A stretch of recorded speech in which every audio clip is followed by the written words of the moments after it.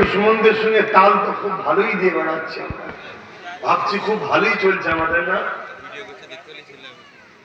খুব ভালো চলছে মনে হচ্ছে। শুধু নিঃশ্বাসটা ফুরলে বুঝবেন। দুনিয়ার লোক তো মনে করবে মুসলমান চ জানাজাটা পড়ি, প্রতিবেশী একটু হাজির হবে, মিনহা খালাকনাকুম ওয়া ফিহা নুঈদুকুম ওয়া মিনহা নুখরিজুকুম তারাতান উখরা, মাটিতে দিয়ে চলে আসবে। কবরে 99টা করে সাপ দেওয়া হবে, দুটো মুখ থাকবে।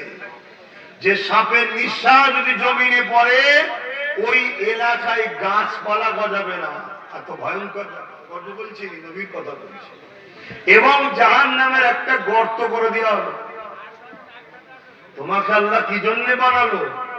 দুটো হাত কি জন্য দিল? দুটো পা কি জন্য দিল? দুটো চোখ কি জন্য দিল? তোমাকে বানাবার খোদার মাকসাদ কি, কুদরতি ইচ্ছা কি, আর তুমি করলে কি?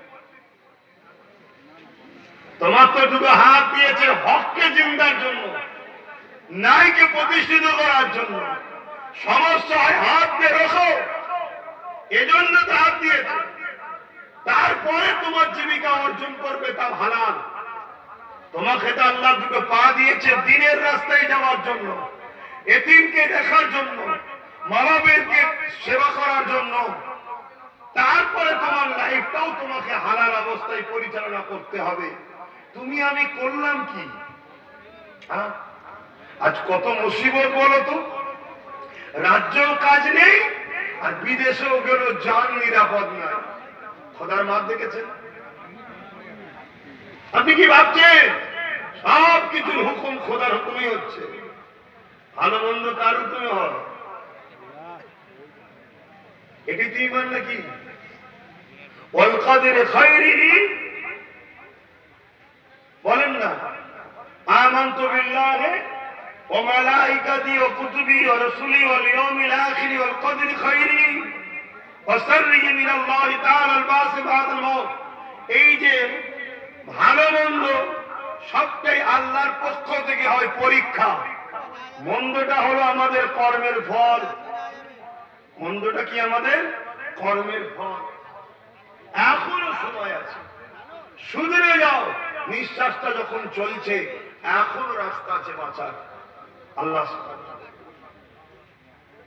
কষ্ট নিচ্ছেন নাকি আমার কথায়? এনেছেন কি জন্য? তাহলে আমি আমার মতো গুণ গেয়ে যাবো, আপনি আপনার রাস্তায় গুণ গেয়ে যাবে, হবে না। নিজের ইচ্ছা বলে কোনো কিছু নাই। অনেকে বলে আমার লাইফ, আমার হাত, আমার টাকা, আমার জীবন, আমার বলে কিছু নাই। এই জীবনটা তোমার নয়, এই জীবন তোমাকে আল্লাহ দিয়েছে। এটা আল্লাহ দিয়ে সম্পদ। এই হাত দুটো আব্বাস সিদ্দিকীর নয়, আল্লাহ ব্যবহার করতে দিয়েছে। এই পা দুটো আমার নয়, আল্লাহ ব্যবহার করতে, আল্লাহ তৈরি। এই জামানে কথা বলছি, আমার ক্ষমতা নয়, আল্লাহ পাক ক্ষমতা দিয়েছে। অতএব ইচ্ছা মতো কথা বলবো বললে হবে না। আল্লাহ যে কথাই অপছন্দ করে কথা বললে হবে না। আর যদিও হয়ে যায় আবার ক্ষমা চেয়ে নিতে হবে, আল্লাহ ভুল হয়ে গেছে, বলে ফেলিছি, আল্লাহ মাফ করে দেন। শুনছেন তো নাকি?